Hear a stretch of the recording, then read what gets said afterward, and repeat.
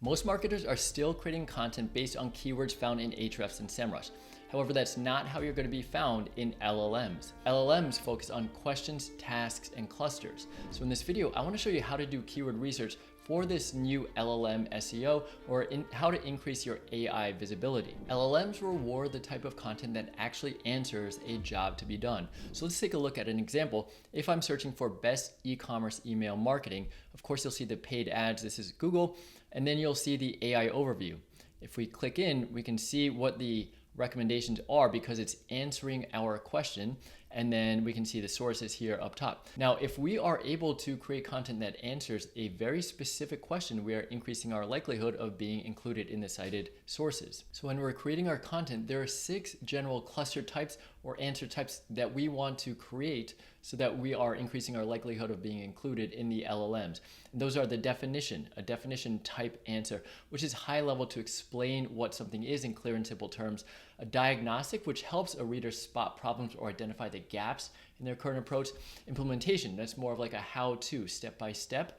ROI or governance, which proves the value, measurement, and oversight of the initiative. So that's a very bottom of funnel type query. Templates, which are very actionable, focused, ready to use frameworks, checklists, examples, and then a comparison. So this is again a bottom of funnel type answer where you're evaluating different options, tools, or approaches with a side-by-side comparison. And that's very much like what we're searching here in this best e-commerce email marketing. So all of these posts would fall into the comparison type answer because it is creating a piece of content that helps explain the difference between different e-commerce email marketing platforms. So now let's get started on how to actually create the keyword research and our plan so that we can create content that fits into these answer types and actually creates the content that our ICP, our ideal customer profile, are searching for. And the first step is just to understand what the universe of seed terms are. So this is at a high level, maybe what are the 5 to 8 seed terms that might encapsulate your product, your service, and the problems, challenges, questions that your ICP might be having. So you might think about this, for example, who your target audience is. Let's say it's B2B SaaS founders and CMOs, and they're focused on growth, content efficiency, visibility. So this is maybe if I were doing it, what the ICP is, so founders and CMOs, the business theme, and the pain points. This becomes seed terms. We'll take this into a paid tool, say SEMrush or Ahrefs. It doesn't necessarily need to be paid, but I did do it, so I want to show you here the example. So the seed terms, for example, might be AI SEO. And here you would want to go into the keyword magic tool. You can just enter in your keyword and let's do AI SEO. And what this does is this pulls up all of the keywords. We can select the match type, so a broad match, which is basically a variation of anything related to the seed term. So it doesn't need to include AI or SEO, but it would just be semantically related. So we're going to drop that in. Now we're going to focus on what the questions are. So we can click this tab here, the questions, and then one thing to note as well, we're focused on the US. I'm based in the US, so those are the keywords that I want to focus on. And then we can create some additional filters. So this is still a relatively early search term. Maybe not a lot of people are searching for AI SEO, but if it were a more competitive term, we'd want to filter out the keywords that are more competitive, that might be harder to rank for, and therefore not a priority to create content around. So we would do that by removing anything where the keyword difficulty might be over, say, 55. So we can filter out the keywords that are above a 55 if that were the case. So from 0 to, let's do it under 30 just so we can see that it simplifies the list so that we know that we are targeting, or we are having just the keywords that are a low keyword difficulty, which means that it's not as competitive to create content for. Now this is for the organic ranking, but it still applies because ultimately the content is being pulled, an LLM answer is being pulled from organic content and then combining into the answer, into the AI generated answer. So from here, we can actually just download into a CSV. We'll go through each of our seed keywords. So you saw here, I had 5 to 8 different seed keywords. I'm going to go through this process, create a list of all the questions, and it could be below the keyword difficulty that I want to create. And this is the overall universe that we're going to start with. So I've gone through that process for each of the seed keywords in the SEMrush Keyword Magic tool. I've exported it into a CSV. I do want to show you here a small little trick is if you import, then you upload, and then you can just choose your file, let's say here, and then if you click, it'll go through a process and then just append. You just want to make sure you append to the current sheet. That way you're able to collect all of your exported CSVs from SEMrush, include it into one CSV in Google Sheets. Then it becomes easy to work with, and your output will be this. So you'll have your keyword, intent, volume, keyword difficulty, cost per click if you're running paid ads, and then the SERP features. So because these have such long tail search volume, maybe a lot of them have zero search volume, at least registered by SEMrush, you're not necessarily going to see a lot of content here. But nevertheless, I have combined, this was for, I believe, 7 different keywords and almost 3,000 keywords total. So yeah, exactly, almost 3,000 keywords. A lot of this might not be relevant. This is super long tail. For example, if I were to create content and I'm trying to create content around LLM SEO, I might not necessarily want to go to all of these questions, but I can use AI to our advantage, help go through and sort what might make sense, what should I create content around, and help group them into clusters. Then all of a sudden it's far easier for me to create content and make this list of 3,000 search terms and questions far more actionable. And that's exactly what I did here, and I want to show you this and walk through what the prompt is. So using ChatGPT, this is GPT-5.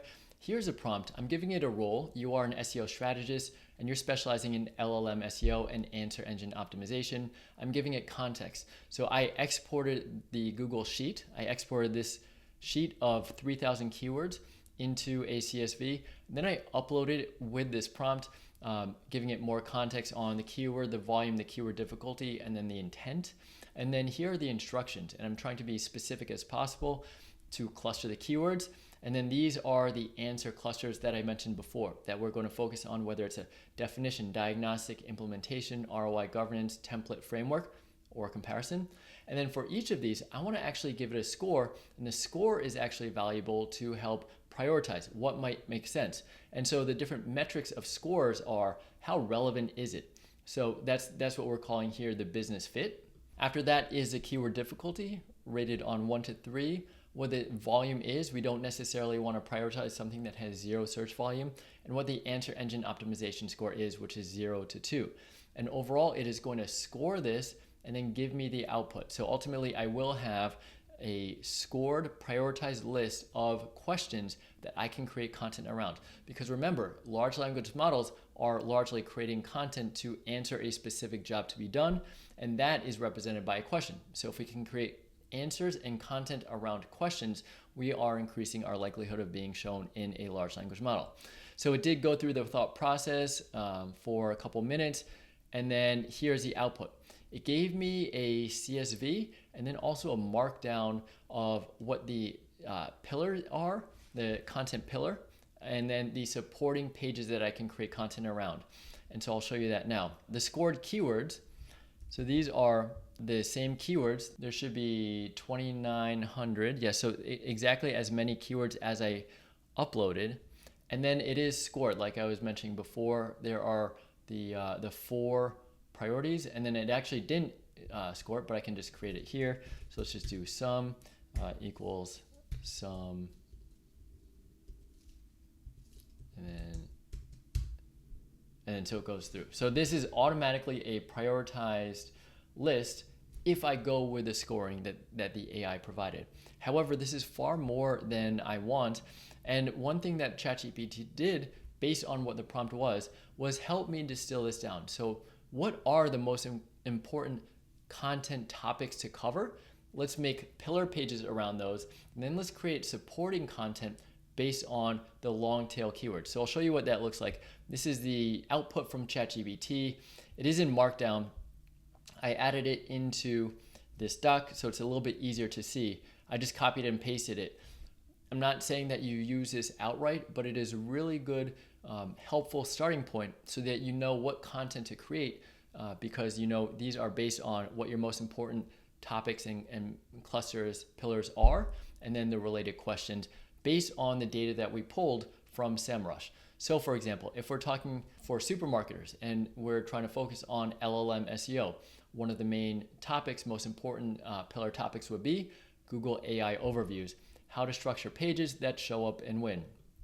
So this would be in the AI overviews cluster family. And then it has a score, the business fit, keyword difficulty, volume, and AEO. And then here are the supporting questions that we want to create content around. And then also I included in the prompt was what's the additional content that we could create, because I think it's really important. And in the age of AI, when everything is multi-platform and can be repurposed relatively easily, why not take that one seed of an idea and then see how you can expand it out into different channels that will be relevant. So we can take this, and then for this Google AI overviews page, what can we create content around for LinkedIn, a carousel, a short form video, and so on. And it goes through, and we have in total 8 different content pillars. This definitely needs to be reviewed, but overall this is really helpful because we fed it the cluster topics, we fed it the questions that people are asking, and also some of the relevant data that we had based on SEMrush or Ahrefs, and then use AI to help categorize and prioritize. So in that short time, we've gone through the process of keyword research specifically for LLM visibility.